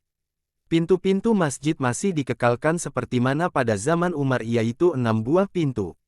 Ukuran panjang masjid telah beliau tambah menjadi 160 hasta manakala lebarnya pula 150 hasta. Tugasan itu beliau lakukan selama 10 bulan dan berhenti pada tahun 30 Hijriah. 3. Penyusunan Al-Quran. Khalifah Utsman telah memerintahkan Zaid bin Thabit, yaitu penulis Rasulullah Shallallahu Alaihi Wasallam, untuk mengumpul semula semua mashaf Al-Quran lalu menulisnya sekali lagi. Setelah Zaid selesai melakukan perintah itu, Sayyidina Utsman segera meneliti hasil kerja Zaid dan beliau masih lagi tidak berpuas hati. Beliau telah menubuhkan sekumpulan penulis dan penyusun Al-Quran yang terdiri dari Zaid bin Thabit dan 3 orang lelaki Quraisy, yaitu Abdullah bin Az-Zubair, Said bin Al-As dan Abdul Rahman bin Al-Harith bin Hisham. 4 orang itu adalah tambahan kepada 3 orang penulis Al-Quran di Madinah yang sudah ada, yaitu Nafi bin Thorif, Abdullah bin Al-Walid Al-Huzai dan Abdul Rahman bin Abu Lubabah. Selain mereka yang disebutkan tadi, ada lagi para penulis lain seperti Ubay bin Ka'b, Qutair bin Aflah, Malik bin Abu Amir, datuk kepada Imam Malik bin Anas dan Abdullah bin Abbas. Dengan itu bilangan penulis dan penyusun Al-Quran semuanya ialah seramai 12 orang. Mereka semua diiktiraf dan diberi kepercayaan oleh Khalifah. Sayyidina Utsman menetapkan Zaid dan Ubay bin Ka'b sebagai penulis, Said bin Al-As sebagai peneliti bahasa dan yang lain sebagai pembantu. Bahasa Al-Quran telah ditetapkan mengikut kefasihan dan sebutan Said bin Al-As karena logat beliau lebih mirip kepada Rasulullah Shallallahu Alaihi Wasallam. Beliau tinggal selama 9 tahun di sisi Rasulullah dan telah menghayati seluruh kepribadian dan kehidupan Rasulullah Shallallahu Alaihi Wasallam. 4. Ibadah Haji. Khalifah Utsman bin Affan R.A. telah membenar kaum muslimin untuk mengerjakan ibadah haji sekali setiap tahun di samping menyediakan kemudahan bagi mereka kecuali pada tahun 35 yaitu tahun terakhir beliau menjadi khalifah semasa rumah beliau telah dikepung oleh puak-puak pengganas. Dengan kata lain, beliau juga turut mengerjakan haji bersama kaum muslimin dalam tempo 10 tahun berturut-turut. Ada riwayat menyatakan bahwa semasa beliau mula-mula menyandang jawatan sebagai khalifah yaitu pada tahun 24 beliau telah mewakilkan Abdul Rahman pembunuhan Khalifah Utsman bin Affan. Menjelang bulan Syawal tahun 35 seramai 1.000 orang Mesir telah berangkat keluar dari wilayah itu dalam beberapa kumpulan dan diketuai oleh beberapa orang ketua. Para penduduk Kufah juga telah bertolak dalam rombongan yang besar sama seperti penduduk Mesir. Selain dari dua rombongan ini, ada lagi serombongan lain yaitu para penduduk Basrah. Bilangan mereka adalah lebih kurang sama dengan bilangan kedua-dua rombongan tadi. Para pemberontak ini telah mengepung rumah Utsman bin Affan dan menghalangi orang-orang untuk bergaul atau berbicara dengan beliau. Bahkan menuju ke pintu rumahnya juga tidak dibenarkan. Sekelompok anak sahabat telah berusaha memerangi pemberontak tersebut tetapi Khalifah Utsman telah memerintah untuk mencegah pertempuran. Kemudian para pemberontak telah membakar pintu rumah dan masuk, sementara Utsman membaca Al-Quran, apa yang dilihatnya tidak menyebabkan dirinya lepas dari bacaannya.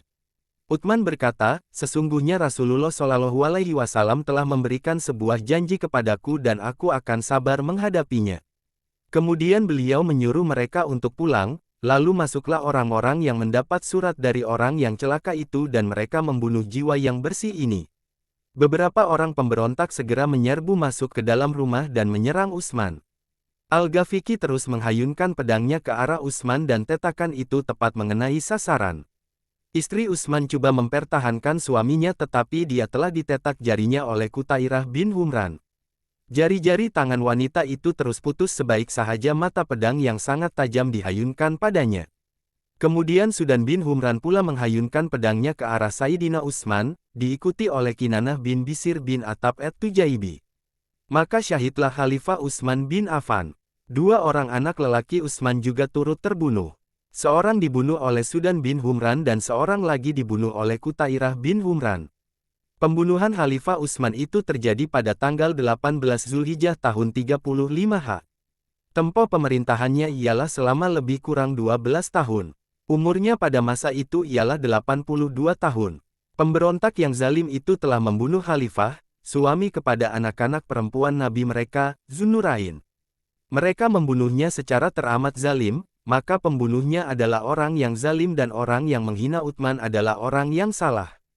Hikmah. Berdasarkan perjalanan hidup Sayyidina Utsman bin Affan, didapati bahwa beliau adalah seorang yang sangat tabah dalam menghadapi apa sahaja ujian yang diberi oleh Allah. Sayyidina Utsman berasal dari keluarga yang berkepentingan dan beliau juga akhirnya menjadi antara manusia yang paling penting dalam sejarah Islam. Utsman bin Affan mempunyai sifat-sifat yang terpuji dan harus dicontohi oleh masyarakat Islam.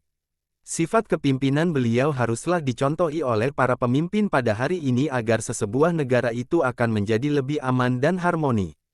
Beliau sememangnya layak menjadi khalifah dan tindakan sesiapa yang membantah adalah sangat tidak wajar. Sayyidina Utsman sangat berjasa kepada agama Islam karena beliau telah melakukan pelbagai tugasan demi untuk menjamin masa depan agama Islam. Kisah pembunuhan Khalifah Utsman sangat menyayat hati siapa saja yang mengetahui tentang kisahnya. Kita haruslah melindungi agama kita daripada pengganas dan sanggup bertumpah darah demi mempertahankan agama Islam yang suci ini. Kesimpulannya, seorang muslim haruslah mengambil iktibar dari segala yang terjadi pada Sayyidina Utsman dan sadar akan kedudukan diri dan tidak lupa bahwa Allah Ta'ala akan sentiasa menguji makhluknya. Setiap yang terjadi pasti ada hikmahnya. Riwayat hidup Sayyidina Ali bin Abu Thalib radhiyallahu anhu. Pendahuluan. Sayyidina Ali bin Abu Thalib radhiyallahu anhu merupakan seorang tokoh Islam yang terkemuka dan sangat disanjungi. Sepanjang hidupnya, beliau banyak menyumbangkan tenaga, harta malahan nyawa demi menegakkan Islam. Pelbagai suka dan duka yang dilaluinya. Di sini kita akan mengupas serba sedikit perjalanan hidup yang dilaluinya bermula dari kecil sehinggalah beliau meninggal dunia. Beliau dilahirkan 10 tahun sebelum Nabi Muhammad SAW dilantik menjadi Rasul. Beliau juga merupakan sepupu yang sangat dikasihi dan disayangi oleh Rasulullah SAW. Tambahan pula, beliau juga merupakan kanak-kanak pertama yang memeluk Islam. Setelah meningkat dewasa, beliau telah dikawinkan dengan putri kesayangan Rasulullah SAW yaitu Sayyidatina Fatimah Az-Zahra. Rumah tangga mereka sangat bahagia. Mereka dikurniakan 4 cahaya mata, 2 lelaki dan 2 perempuan yaitu Hasan, Husain, Zainab dan Ummi Kalsum. Hasan dan Husain merupakan cucu yang sangat disayangi Rasulullah SAW. Selain itu, mereka juga merupakan penghulu pemuda-pemuda surga. Di samping itu, Sayyidina Ali bin Abu Thalib juga merupakan seorang pahlawan Islam yang berani. Banyak peperangan yang disertainya semasa di zaman Rasulullah SAW. Sebagai contoh Perang Badar, Perang Uhud dan lain-lain. Hanya Perang Tabuk sahaja yang beliau tidak sertai karena arahan daripada Rasulullah SAW. Kemudian, beliau dilantik menjadi Khalifah Islam yang keempat bagi menggantikan Khalifah Islam yang ketiga yaitu Khalifah Utsman bin Affan yang meninggal dunia akibat dibunuh oleh pemberontak. Beliau menerima jawatan Khalifah ketika negara masih berada dalam keadaan kucar-kacir. Pemerintahannya menjadi semakin konflik apabila berlakunya perselisihan faham sesama umat Islam sehingga berlakunya pertumpahan darah yang tidak diingini. Antara peperangan yang berlaku semasa pemerintahan Khalifah Ali radhiyallahu anhu ialah Perang Jamal, Unta, dan Perang Siffin.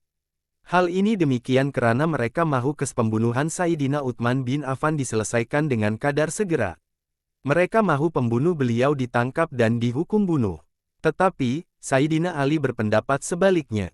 Beliau berpendapat bahwa apabila negara kembali aman semula, kes ini dapat diselesaikan dengan mudah. Seterusnya, Sayyidina Ali juga mempunyai akhlak dan sifat-sifat pribadi yang terpuji. Hal ini demikian karena beliau telah dididik dan diasuh oleh Rasulullah sejak dari kecil lagi. Beliau juga ditonjolkan sebagai model Rasulullah SAW. Akhir sekali, Sayyidina Ali juga banyak memberikan sumbangan dalam dunia Islam. Jasa dan pengorbanan beliau menegakkan Islam hendaklah dijadikan tauladan dan pembakar semangat untuk kita terus berusaha dan mencapai kejayaan. TAKRIF. Sayyidina Ali bin Abu Thalib merupakan salah seorang tokoh Islam yang terkemuka dan sangat dikenali dalam kalangan masyarakat Islam sama ada di masa zaman dahulu atau sekarang. Beliau merupakan salah seorang yang memainkan peranan yang penting dalam menyebar dan membangunkan Islam. Beliau merupakan sepupu dan sahabat yang sangat disayangi oleh Rasulullah SAW. Sejak dari kecil lagi, beliau diasuh dan dididik oleh Baginda SAW sendiri. Tambahan pula, beliau juga merupakan salah seorang daripada 10 sahabat Nabi yang dijamin surga. Sepanjang hayatnya, beliau banyak memberi sumbangan dari segi harta, nyawa dan tenaga demi menegakkan Islam. Beliau juga terkenal dengan panggilan, Karamallahu wajhah, yang bermaksud Allah memuliakan wajahnya kerana beliau tidak pernah menyembah berhala. Selain itu, beliau juga merupakan pahlawan Islam yang berani. Beliau banyak menyertai peperangan semasa di zaman Rasulullah. Bukan itu sahaja, beliau juga merupakan salah seorang daripada Khulafa ar-Rasyidin yang memerintah negara Islam setelah wafatnya junjungan mulia Nabi Muhammad SAW. Pelbagai suka dan duka yang dilaluinya semasa memerintah negara Islam yang huru-hara akibat kematian Khalifah Islam yang ketiga yaitu Khalifah Utsman bin Affan yang mati syahid akibat dibunuh. Natijahnya, dengan mempelajari dan mengetahui serba sedikit perjalanan hidup salah seorang sahabat Nabi yang agung ini dapat memberikan kita pengajaran yang berguna. Selain itu, menjadikan kita seorang umat Islam yang sentiasa mempunyai nilai-nilai murni dalam diri.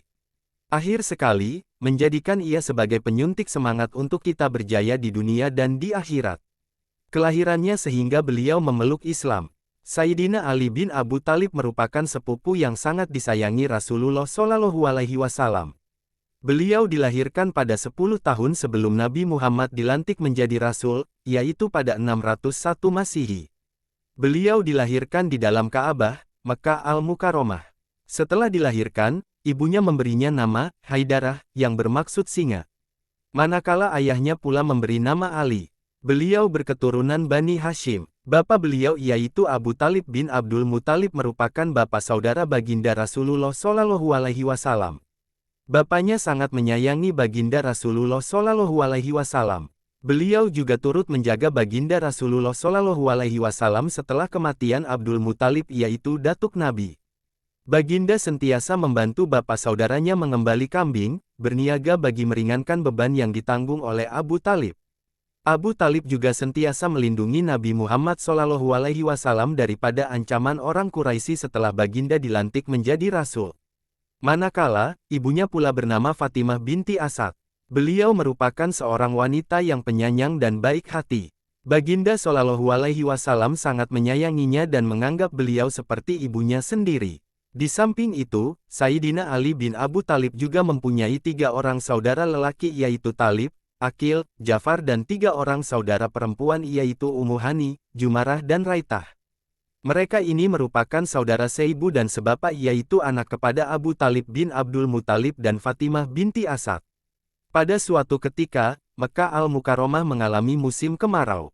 Ini menyebabkan penduduk Mekkah yang mempunyai keluarga yang ramai mengalami kesulitan untuk menyara hidup mereka. Abu Talib juga tidak terkecuali. Hal ini demikian karena dia mempunyai anak-anak yang ramai dan mempunyai keluarga yang besar.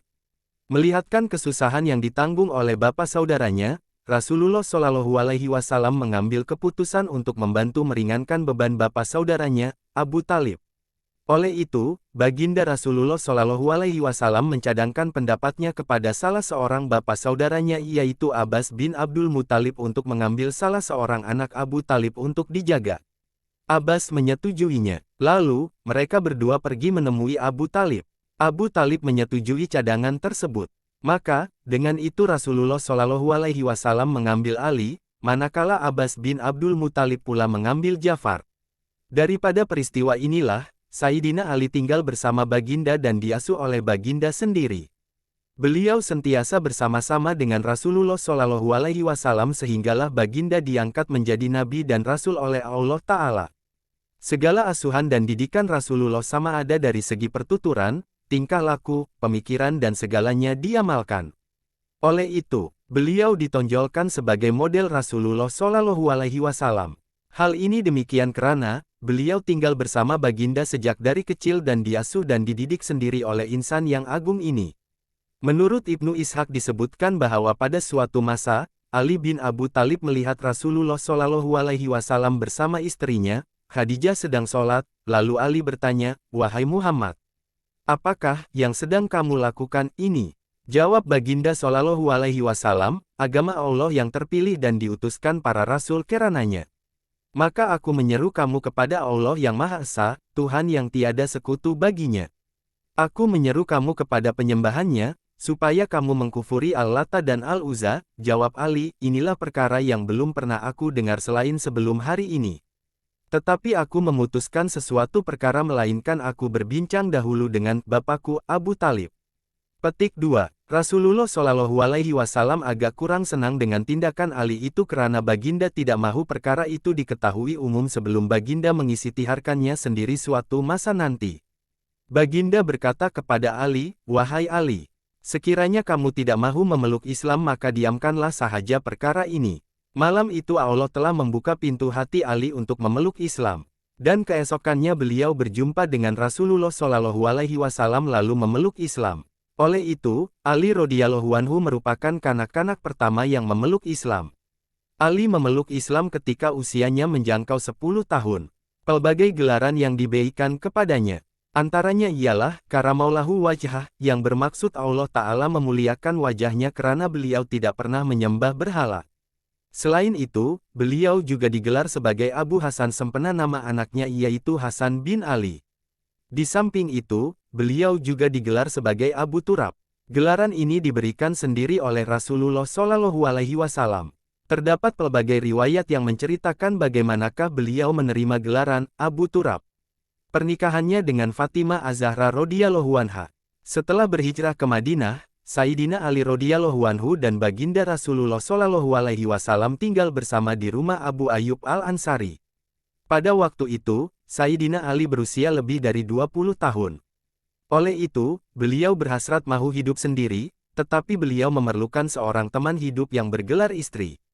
Akhirnya, Rasulullah Shallallahu Alaihi Wasallam menjodohkan beliau dengan puteri kesayangannya yaitu Fatimah Az-Zahra.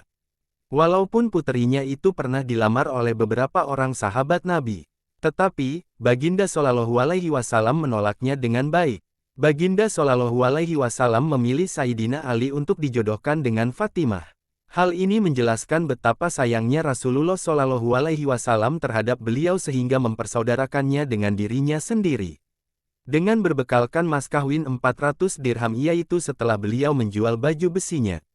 Dapatlah beliau membeli serba sedikit barang-barangan keperluan setelah berumah tangga yaitu beberapa helai kain, beberapa jenis tembikar dan lain-lain lagi. Di saat pernikahannya mereka, Baginda Shallallahu Alaihi Wasallam memberi khutbah. Maknanya kurang lebih sebagai berikut.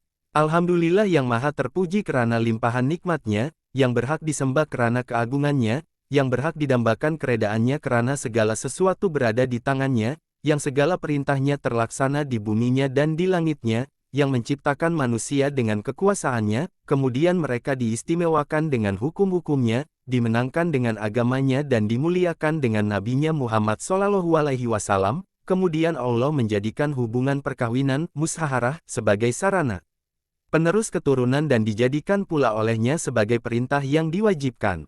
Dengan hubungan perkawinan itu, silaturahim kekerabatan tambah diperkukuh, suatu hal yang diperlukan dalam kehidupan manusia. Allah Tabaraka wa Ta'ala telah berfirman, dan dialah Allah yang telah menciptakan manusia dari air, lalu dia menjadikan manusia berketurunan dan bermusyaharah, hubungan kekeluargaan dan kekerabatan dari perkawinan, dan Tuhanmu adalah Maha Kuasa berbuat segala sesuatu. Allah memerintahkan diriku menikahkan Fatimah dengan Ali, dan aku bersaksi bahwa aku telah menikahkannya dengan Ali atas dasar mas kawin 400 mitskal perak. Hai Ali, apakah engkau reda? Imam Ali menjawab, aku reda ya Rasulullah. Imam Ali kemudian sujud bersyukur kepada Allah. Kemudian Rasulullah Shallallahu Alaihi Wasallam berdoa bagi dua orang pengantin, semoga Allah memberkati kalian berdua, memberkati apa yang ada pada kalian berdua, membuat kalian berbahagia dan mengeluarkan dari kalian keturunan yang banyak dan baik. Setelah selesai Baginda berucap, giliran Ali pula berucap, Alhamdulillah, Allah dekat dengan hamba-hambanya yang berpuji syukur kepadanya, yang tidak jauh dari hamba-hambanya yang mohon kepadanya, yang menjanjikan surga bagi hamba-hambanya yang bertakwa kepadanya, yang mengancamkan azab neraka bagi orang-orang yang durhaka kepadanya. Kita panjatkan puji syukur atas kebaikan dan limpahan kasih sayangnya, puji syukur seorang hamba yang mengenal Khalid dan penciptanya, Allah yang mematikan, menghidupkan, yang akan menuntut pertanggungjawaban atas perbuatan buruk hamba-hambanya. Kepadanya kita mohon pertolongan dan hidayah, kepadanya kita beriman dan menyerahkan segala sesuatu pada kekuasaannya. Aku bersaksi tiada Tuhan selain Allah dan tiada sekutu apapun baginya, kesaksian yang mendatangkan keredaannya, dan aku pun bersaksi bahwa Muhammad adalah hamba Allah dan Rasul-Nya, kesaksian yang menjunjung tinggi martabat dan kemuliaannya. Saksikanlah, para hadirin, bahwa Rasulullah Shallallahu Alaihi Wasallam telah menikahkan diriku dengan Fatimah atas dasar mas kawin 400 dirham. Rasulullah Shallallahu Alaihi Wasallam kemudian menjawab, aku telah menikahkan engkau dengan anakku Fatimah atas dasar apa yang Allah Maha Pengasih telah menikahkan dirimu. Aku reda apa yang telah diredai Allah. Engkau adalah menantu yang baik, sahabat yang baik dan Allah meredaimu. Petik 2. Setelah itu Rasulullah Shallallahu Alaihi Wasallam menyuruh orang menghidangkan kurma dan Ali radhiyallahu anhu menyantapnya. Hasil daripada perkawinan mereka, mereka berdua telah dianugerahkan oleh Allah 4 orang cahaya mata yang baik dan soleh, yaitu 2 orang lelaki dan 2 orang perempuan. Hasan dan Husain merupakan cucu yang sangat disayangi Rasulullah Shallallahu Alaihi Wasallam. Mereka juga merupakan penghulu pemuda-pemuda surga. Sayyidina Ali radhiyallahu anhu menjadi khalifah. Utsman bin Affan, yaitu khalifah Islam yang ketiga gugur syahid akibat dibunuh oleh puak pemberontak. Oleh itu, kota Madinah tidak mempunyai pemimpin. Banyak orang menganggap bahwa beliau layak menjadi khalifah karena beliau satu-satunya sahabat Nabi yang layak dibaiat, tetapi Sayyidina Ali tidak bersedia untuk dibaiat. Akhirnya, dia menerima jawatan itu dengan hati yang berat disebabkan keadaan umat Islam yang tidak tenteram akibat musibah yang menimpa mereka, yaitu pembunuhan Khalifah Utsman. Beliau dilantik menjadi khalifah pada tahun 35 Hijrah 656 Masehi.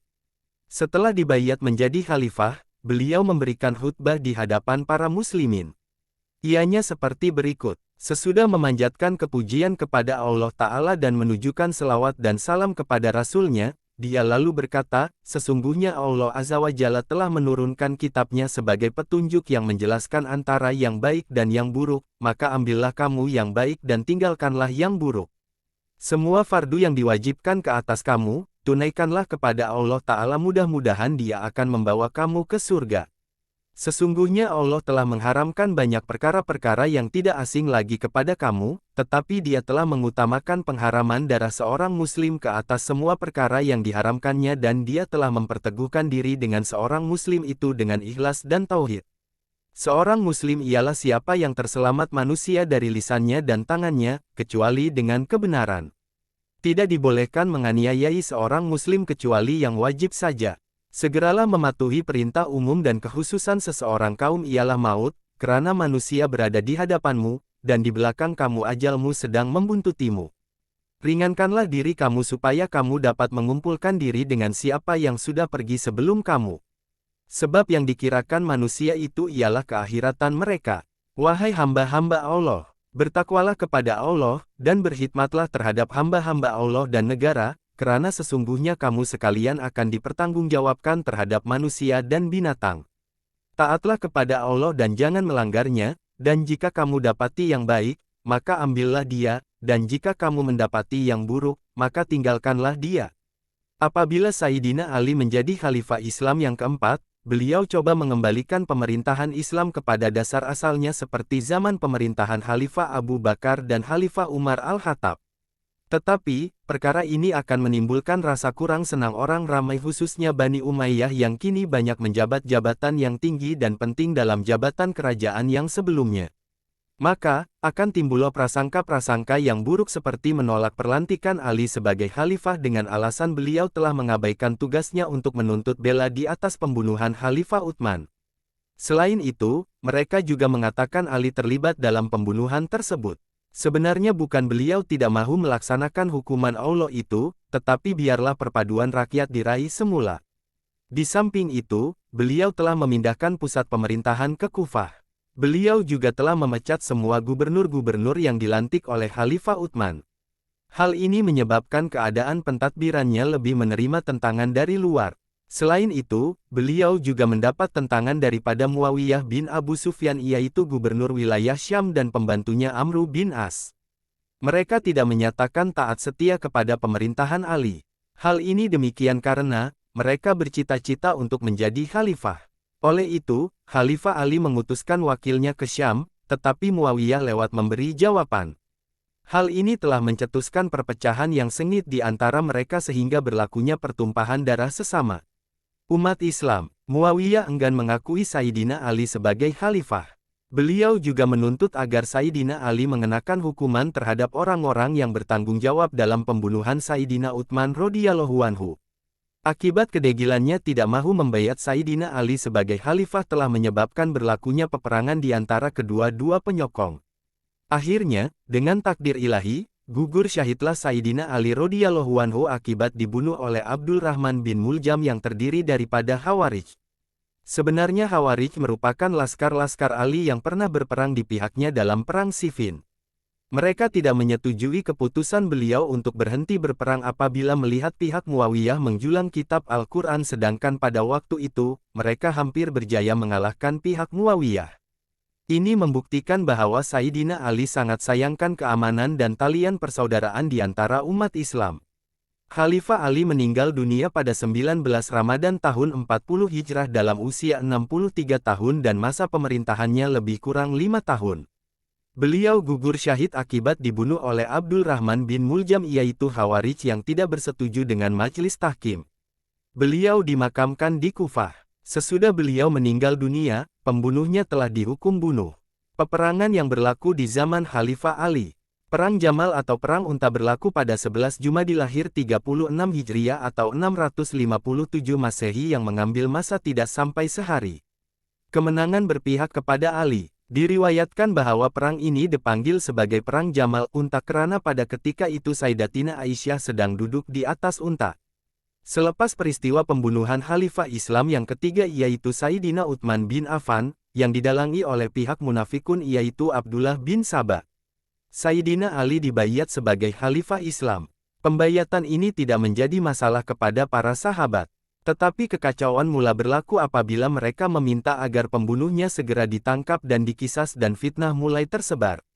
Sayyidina Ali mengambil langkah untuk melewatkan sedikit pelaksanaan hukuman ini di atas dua sebab yang utama yaitu keadaan negara yang tidak stabil karena umat Islam berpecah kepada dua belah pihak. Selain itu, orang yang terlibat dalam pembunuhan Sayyidina Utsman terdiri daripada kaum munafikun dan beberapa orang muslim yang termakan dengan hasutan mereka. Walau bagaimanapun, waris Sayyidina Utsman kurang bersetuju dengan ijtihad Ali dan mendesak agar Ali mempercepatkan hukuman itu. Tetapi ada sebagian pihak yang bersetuju dengan Ali. Hal ini menyebabkan Sayyidatina Aisyah berangkat ke Basrah bersama-sama dengan sekumpulan muslimin untuk mencari jalan penyelesaian terhadap perpecahan umat Islam yang tercetus akibat kematian Sayyidina Utsman. Hal ini jelas menunjukkan keberangkatan Aisyah ke Basrah bukanlah bermaksud untuk berperang, tetapi lebih kepada perdamaian. Dan ketika menghampiri Basrah, kumpulan Sayyidina Ali telah bertemu dengan kumpulan Sayyidatina Aisyah. Hasil dari perbincangan mereka, maka kata sepakat telah diambil yaitu untuk mempercepatkan proses hukuman terhadap pembunuh yang bertanggung jawab terhadap pembunuhan Sayyidina Utsman. Segala-segalanya kelihatan selesai, namun tidak bagi pihak yang bertanggung jawab dalam pembunuhan itu. Oleh itu, mereka merancang untuk melakukan keributan untuk mengelakkan diri mereka dihukum. Pada awal keesokan paginya yaitu sehari selepas pertemuan Ali dengan Aisyah, kaum munafikun itu telah menyerang kumpulan Sayyidatina Aisyah. Dalam keadaan terkejut dari tidur, mereka menyangka bahwa serangan itu datang daripada kumpulan Sayyidina Ali. Tanpa berpikir panjang, mereka lalu menyerang balas bagi mempertahankan diri karena terasa perjanjian itu telah dikhianati. Melihat kejadian itu, Ali pun menyerang balas. Pendek kata, kedua-dua kumpulan merasakan diri mereka masing-masing dikhianati. Maka terjadilah peperangan Jamal. Ribuan orang mati terbunuh akibat peperangan hanya karena ketidakpuasatian sesetengah pihak terhadap keadilan yang ditegakkan oleh Sayyidina Ali. Pasukan Ali berjaya mengalahkan pasukan yang diketuai oleh Aisyah yang ketika itu sedang menunggang unta. Perang ini berakhir apabila unta yang dinaiki oleh beliau ditusuk tombak dan jatuh. Ali memaafkan mereka yang sebelum ini menghunuskan pedang untuk memeranginya. Malahan pula, Aisyah juga dihantar pulang ke Madinah dengan dikawal oleh sepasukan wanita bersenjata lengkap. Perang yang kedua terjadi semasa pemerintahan Ali ialah Perang Siffin. Perang ini merupakan pemberontakan yang diketuai oleh Muawiyah bin Abu Sufyan ke atas Ali. Setelah Perang Jamal berakhir, Sayyidina Ali menghantar utusan kepada Muawiyah meminta agar beliau membayatnya sebagai Khalifah Islam. Tetapi Muawiyah menolaknya dengan alasan beliau mahu kasus pembunuhan Sayyidina Utsman diselesaikan dengan segera. Jika tidak beliau sendiri akan mengambil tindakan ke atas pembunuh Utsman. Mendengar jawaban beliau, Sayyidina Ali lantas menyiapkan pasukannya dan mulai bergerak ke Syam.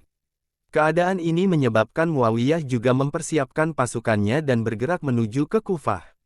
Akhirnya, kedua-dua pasukan ini bertemu di satu tempat yang bernama Siffin. Mereka berperang sehingga kan banyak yang korban termasuklah Ammar bin Yasir yang berpihak di pihak Ali. Pasukan Ali hampir berjaya mengalahkan pasukan Muawiyah. Tetapi pihak Muawiyah mengangkat Al-Quran. Oleh itu, Sayyidina Ali mengambil keputusan untuk menghentikan peperangan dan memulakan proses perundingan. Proses rundingan itu berlangsung di mana pihak Ali diwakili oleh Abu Musa al-Asy'ari manakala di pihak Muawiyah pula diwakili oleh Amru bin al-Ash. Sifat-sifat pribadi. Sayyidina Ali radhiyallahu anhu terkenal sebagai seorang pemuda yang berani. Hal ini dapat dibuktikan apabila beliau sanggup menggantikan diri dengan tidur di tempat Rasulullah Shallallahu Alaihi Wasallam pada malam hijrah. Walaupun beliau tahu risiko yang akan dihadapinya, beliau tetap menerimanya tanpa rasa takut dan khawatir. Selain itu, keberanian beliau juga terserlah apabila berada di medan perang. Sebagai contoh, beliau menyahut cabaran orang Quraisy untuk bertanding 1 lawan 1 di dalam peperangan Badar. Dan akhirnya, beliau berjaya membunuh lawannya dengan mudah. Di samping itu, di dalam perang Khandaq, beliau juga menyahut cabaran 1 lawan 1 dengan pahlawan Quraisy yaitu Amru bin Wid yang lebih berpengalaman daripadanya. Tetapi, beliau berjaya membunuhnya. Beliau juga telah menyertai ke semua peperangan pada zaman Rasulullah kecuali perang Tabuk. Seterusnya, Ali radhiyallahu anhu juga merupakan seorang yang pintar dan berilmu. Beliau terkenal dengan ilmu pengetahuan dalam pelbagai bidang seperti sastra, ilmu hisab dan kehakiman sehingga beliau digelar sebagai gedung ilmu oleh baginda Rasulullah. Setelah kewafatan Rasulullah Shallallahu Alaihi Wasallam, beliau menjadi sebagai sumber rujukan dalam kalangan sahabat. Hal ini karena, beliaulah orang yang paling rapat dengan baginda dan keupayaan beliau dalam mengemukakan pendapat dan mengeluarkan hukum dalam sesuatu perkara. Seterusnya, baginda Shallallahu Alaihi Wasallam juga pernah melantiknya sebagai juru tulis wahyu dan juru tulis perjanjian Hudaibiyah. Di samping itu, beliau juga seorang yang zuhud dalam seluruh kehidupannya. Anak beliau, Hasan pernah menceritakan, "Demi Allah, dia tidak pernah menyimpan uang emas atau perak. Dia cuma ada 7 atau 8 dirham sahaja dan itu pun telah diberikan kepada seorang hamba perempuan." Selain itu, diriwayatkan bahwa pada suatu hari Sayyidina Ali telah pergi ke pasar untuk menjual pedangnya. Beliau berkata, "Kalaulah aku memiliki 4 dirham, nescaya aku tidak akan menjualnya." Hasan bin Soleh pernah bercerita, ramai orang sedang berbincang tentang orang-orang yang zuhud di hadapan Umar Abd Aziz. Lalu, Umar berkata, "Manusia yang paling zuhud di dunia ini ialah Ali bin Abu Thalib." Seterusnya, beliau juga seorang yang dermawan. Beliau pernah memberikan pedang kesayangannya kepada seseorang untuk dijual guna membeli sehelai kain. Walaupun dalam keadaan miskin, beliau memang terbiasa untuk tidak mengecewakan siapapun yang mengetuk pintu rumahnya. Pada suatu hari, beliau menerima upah menyiram kebun di Madinah.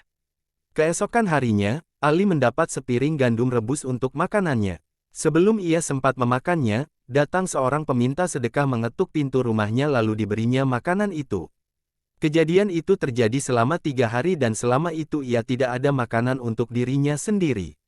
Sayyidina Ali juga merupakan seorang yang tidak berat sebelah atau pilih kasih. Beliau sangat tegas dengan gabenor-gabenornya. Beliau sering memantau tindakan-tindakan mereka. Diceritakan suatu ketika bapak saudaranya, Ibnu Abbas yang menjawat jawatan sebagai gabenor Basrah mengambil uang Baitul Mal untuk kepentingan pribadi. Ali langsung menegurnya sehingga Ibnu Abbas takut bertemunya lalu meninggalkan Basrah pergi ke Mekah. Jelas di sini bahwa Ali tidak pilih bulu.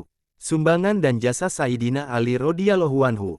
Sayyidina Ali radhiyallahu anhu banyak memberi sumbangan dalam menyebar dan membangunkan Islam. Antaranya ialah beliau menjadi juru tulis dalam perjanjian Hudaibiyah. Ketika itu, Rasulullah Shallallahu Alaihi Wasallam dan para sahabat hendak menunaikan haji. Malangnya, kehadiran mereka telah disalah tafsir oleh pihak Quraisy. Oleh itu, baginda Shallallahu Alaihi Wasallam telah mengutuskan Utsman bin Affan kepada kaum Quraisy untuk menerangkan tujuan mereka yang sebenar. Tidak lama kemudian, datanglah Suhail bin Amru yang mewakili kaum Quraisy kepada Rasulullah Shallallahu Alaihi Wasallam. Setelah berbincang, kedua-dua pihak bersetuju untuk berdamai.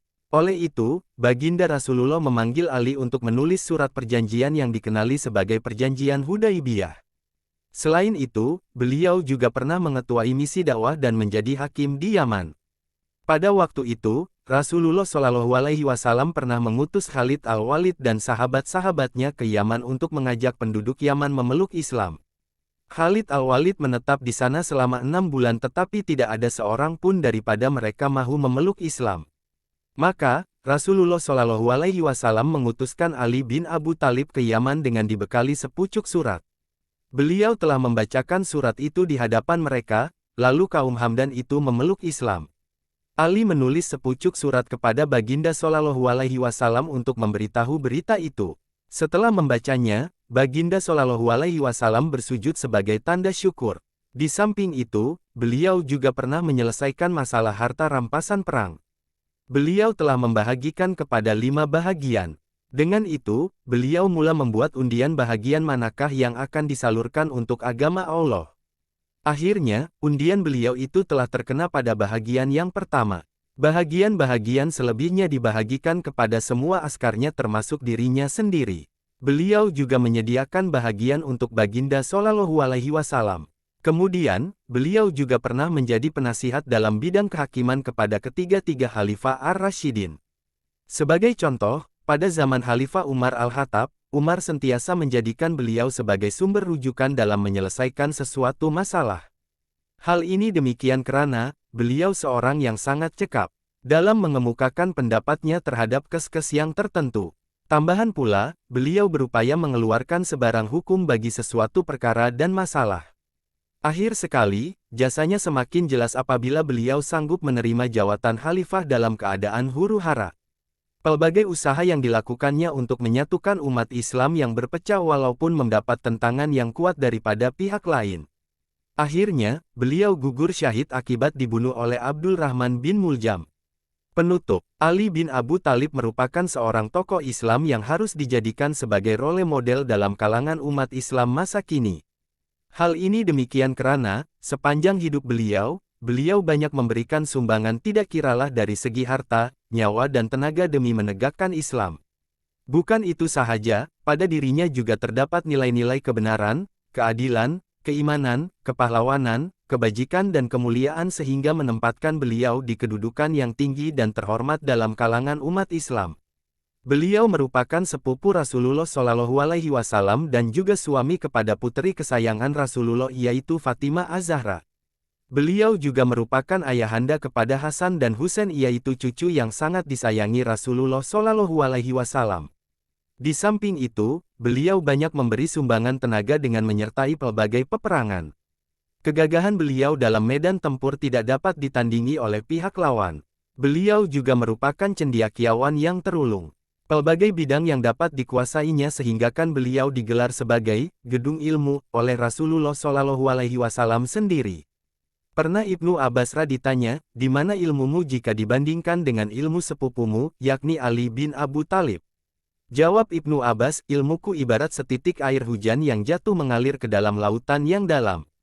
Setelah beliau menjadi khalifah, pelbagai usaha yang dilakukannya untuk mengembalikan perpaduan umat Islam yang berpecah belah. Pelbagai cabaran yang dihadapinya sehingga berlakunya pertumpahan darah sesama umat Islam. Dan akhirnya, beliau meninggal dunia akibat dibunuh oleh Abdul Rahman bin Muljam. Sungguh pun beliau telah meninggal dunia, jasa beliau tetap dikenang sehingga kini. Natijahnya, beliau hendaklah dijadikan sebagai tauladan untuk kita berubah menjadi umat Islam yang lebih baik. Sepanjang usianya 63 tahun, beliau sentiasa mengamalkan amar makruf nahi mungkar dan menghabiskan masa hidupnya dengan menyebar dan mengembangkan Islam. Oleh itu, tidak heranlah beliau dicalonkan antara 10 sahabat yang dijamin masuk surga. Mudah-mudahan Allah Ta'ala meredainya. Terima kasih telah menonton channel Mita Hero. Yang like, komen, subscribe dan share saya doakan semoga lancar rezekinya.